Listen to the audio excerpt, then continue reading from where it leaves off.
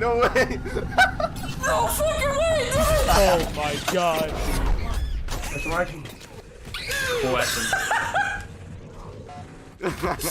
Score 3-0. Switching sides. I'm Rob. And I'm Ron. And this is episode 4 of RnR Esports, your source for the biggest esports stories of the week. And we have ourselves a new hero added to the Overwatch roster. We have Wrecking Ball, who looks like a ball of fun, honestly. He Did does. You like that? He sure does. Looks like he can get around the map real quick, make some plays, so I think the pros are going to enjoy that. I really can't wait to see what pro players, like how they utilize his kit. Yeah. Like I feel like it could really change the meta. It could, honestly, like he looks like a playmaker. He can set some things up. Yep. So It'll be fun to see. it'll be cool to see some highlights from him later on. Anyway, moving forward, we have 3 new stories for you guys this week. As always, we have Counter-Strike players unite, mobile esport raises $6.3 million, and a new social platform for esport fans. But before we get into those, we got to cover the scorecard. So Friday Fortnite happened again, dishing out the money to Ninja this week. Finally. And he actually had to go up against Tfue and Cloak, which if you don't know, they've already won 3 times. So kind of insane. Shocker they made it that far, but props to Ninja and his Hysteria. Ninja has wanted this win for so long. He has like a new teammate every time he plays. Yeah. And this one finally clicked. So I think props it's to cool Hysteria for He stepping does up. that though, because he It is could cool. easily get someone that's just insanely good, and then he's insanely good, and I don't Just know. dominate, wipe the floor. Yeah, that is Yeah. true. Anyway, the next thing on the scorecard, we have the HCT Summer Championship, and we had SK Bunny Hopper taking on A83650, and Bunny Hopper won 3-1. Thank God the other guy lost, because We don't want to say his name more his than once. name, yeah. Oh. If he changes his name, I might support him, but for Maybe now, we don't, and like we said, we don't watch it enough, so maybe he goes by like A8 or something. But Yeah. who knows? Third thing, H1Z1 split one, set to destroy X1 with 211 points. So I guess H1Z1's making a comeback. We'll see how it does. Yeah, I know it made that return to PlayStation. If it came to Xbox, I'd give it a try. Yeah, But it's a weird game for console because you can't be that precise on the head with a console. So yeah, that is I don't true. know how it would play. Moving on, we have the Dota TI teams have been selected for the International 2018 tournament, usually one of the biggest things of the year. We had, you said it's how many? 8? 8 invited, 10 qualified. So we have the complete 18 for you guys, and we're just going to throw them up on the screen for you guys so you guys can take a look. Yep. Congrats to the 10 that qualified. Moving on to our first story, though. So we'd like to talk about the Counter-Strike Professional Players Association. This is a new association made by a group of Counter-Strike pros. There's about 90 that have joined it right now. And basically it's just going to be a group that can provide like legal counseling and counseling for contracts.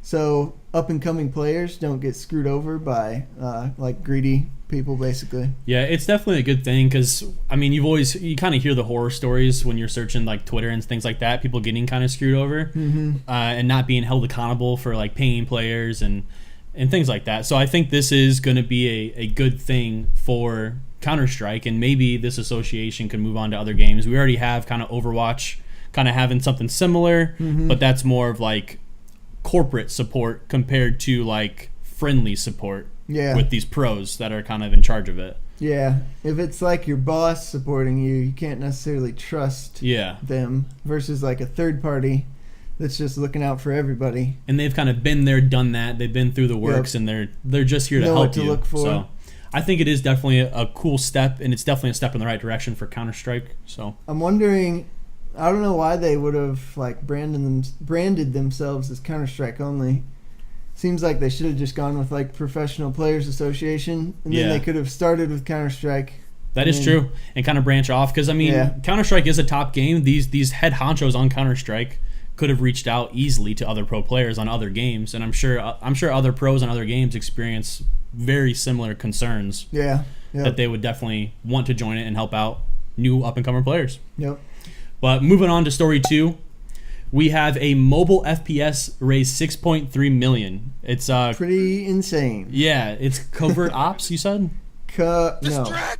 Critical ops. critical ops, And they raised $6.3 million in funding to take this game to the next level. They want this game to be the next big mobile esport. Yep. And with 40 million downloaded already, it seems like they have a large audience that want this game to be successful. Yeah, we are not part of the 40 million. No. We haven't downloaded it. I've played it. Oh, have you really? Yeah. You did? Oh, so I'm not part of the 40 million. You're part of the 40 million. But that's a good point that I was going to make is like I've played it. But you didn't keep it. I didn't keep You it. You deleted it. And I'm Okay. sure there's a lot of like older people because I feel like the generation just above us downloads a lot of mobile games. Okay. Just to mess around. Yeah, I can So see I don't that. know how many people in their age group have just gotten it just to mess around and then never did anything with it. Yeah, like how many of that 40 million actually want it to be an esport? Yeah. Probably not a huge percentage, but I we'll do see. think for like the younger generation it could be good because a lot of young kids might have a phone but not necessarily a console. So That's it gives true. them a chance to do something. But Yeah, we'll see. personally, I don't like the idea of playing an FPS on a mobile platform. Yeah, honestly, like I was, we were talking about it earlier. Like I played Fortnite on the mobile phone, and it felt awkward walking.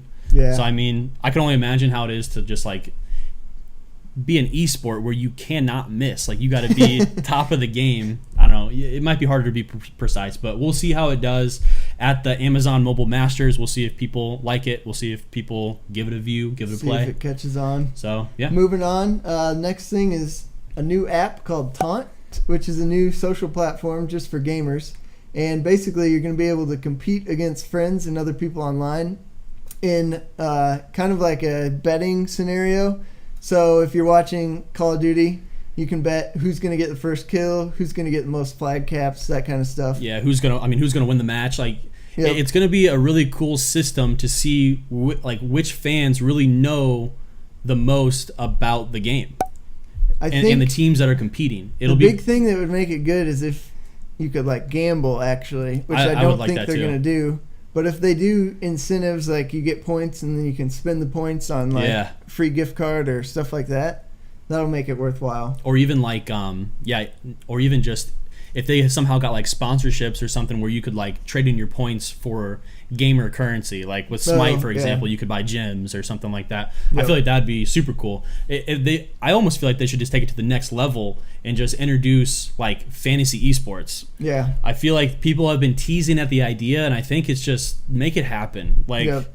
honestly, what we talked about last week with the digital trading cards, like they could step up and do it. I feel like Taunt could easily do it. It'd be a solid combination with Yeah. what they have going right now and then the fantasy league. They kind of go hand in hand. But it's a fresh and exciting way to watch your esport tournaments. It keeps you interactive in the chat, and your message just doesn't just go flying out of the window. If you're a top person at guessing what's going to happen next in the match, maybe you're the like number 1 or 2 on the leaderboards, and you can kind of get recognition for being a top Being fan. like Honestly, good analysis and whatnot. And the other good or bad thing is, they raised $3 million in funding, but it's ran by this guy who used to work for EA, so kind of freaky right there. kind of like a bad 'Cause taste in your EA's mouth. kind of a sketchy company when it comes to esports, but he knows what he's doing, at least from a business perspective. So Yeah. I'm sure it's going to stick around. But we'll see how it does. We'll probably both give it a download and probably test it out, and we'll have some information for you guys next week. Yep. Anyway, guys, this is episode 4 of RnR. We hope you guys enjoyed it, but we're going to take off. See ya. Later.